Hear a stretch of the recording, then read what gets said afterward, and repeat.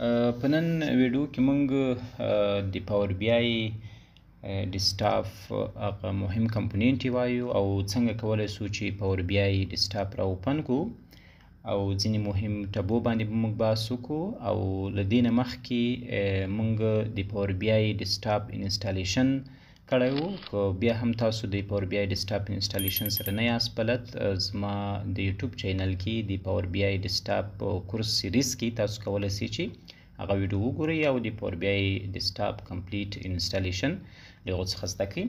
که تاسو کله چې پاور بی آی ډیسکټاپ انسټال کړه نو له تاسو سره په ډیسکټاپ باندې دغه ایکن کریټ کیږي. تاسو کولی شئ چې پاور بی آی ډیسکټاپ له دې باندې چې کلیک وکړئ هم اوپن کیږي، او که چیرته نه وي دلته د سرچ باکس ته راسئ، په دې باندې کلیک وکړئ او دلته یو پاور بی آی ډیسکټاپ چې ولیکئ، پاور چې ولیکئ بس خپله درته راځي، په دې باندې چې کلیک وکړئ د هغو نه وروسته پاور بی آی اوپن کیږي او تر دې منو پورې را رسیږي. نو کله چې دلته را ورسیږي تاسو به په دا بلنک ریپورټ باندې کلیک وکړئ.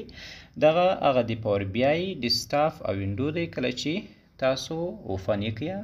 نن به موږ په پاور بی آی ډیسکټاپ کې ځینې ټبونه وایو او یو بل مهم کمپوننټ چې د برخه شي د هغه پاور بی آی کیوري ایډیټر ده چې هغه موږ وایو چې شته وایي مخته راځو او د څه لپاره استفاده کیږي. نو موږ دلته عموما درې ټبه لرو، یو چې دی ریپورټ ویو دی او بل ټیبل ویو ده او بل موډل ویو ده.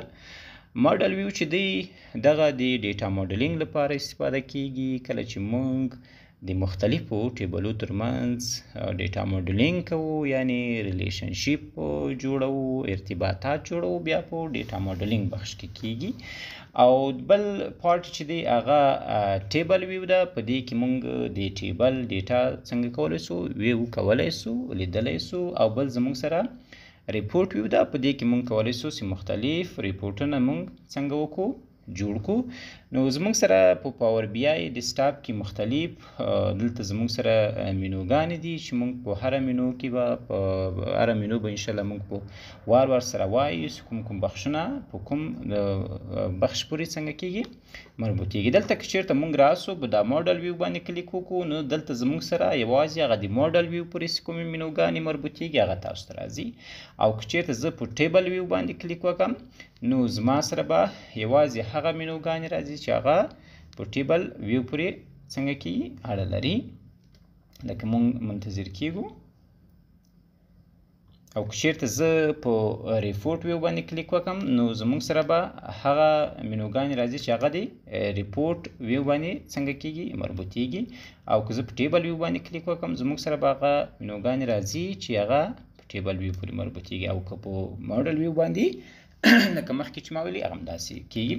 بل زموږ سره مهم بخش چې دی هغه ما سره پاور کیوري ایډیټر ده. پاور کیوري ایډیټر چې دی دغه د ډیټا کلینینګ لپاره او د ډیټا سټرکچرینګ لپاره څنګه کیږي استفاده کیږي. که چیرته موږ غواړو چې ډیټا مخکې له دې چې هغه تحلیل او انالایز شي، تجزیه سي، یا د انالایسیز او تحلیل لپاره موږ وړاندې کوو، اول باید ډیټا موږ څنګه وکړو کلین کوو، ډیټا باید پاکه کړو، د هغو نه وروسته باید موږ څنګه وکړو بیا ډیټا انالایسیز او تحلیل او تجزیې ته وړاندې کړو.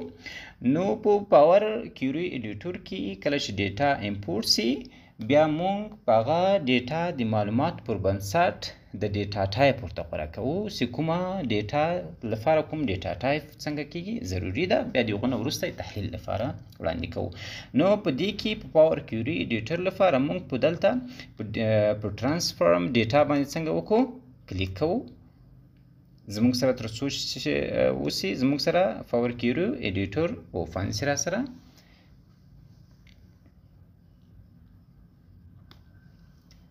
نو دلته تاسو کله چې ډیټا له مختلفو سورسو څخه پاور بی آی ډیسکټاپ ته امپورټ کړئ او تاسو بیا کولی شئ هغه دلته په پاور بی آی کیوري ایډیټر کې څنګه وکړئ هغه کلین کړئ او په هغو باندې هغه خپل کوم د ډیټا کلینینګ کوم تکنیکونه چې دي هغه څنګه وکړئ دلته اپلای کړئ. دغه د پاور بی آی کیوري ایډیټر ده. دلته بیا موږ په راتلونکي ویډیوګانو کې وایو چې څنګه کولی شو چې ډیټا هم دلته موږ امپورټ کړه او په هغو باندې موږ هغه څنګه وکړو کلینینګ بخش اپلای کړو.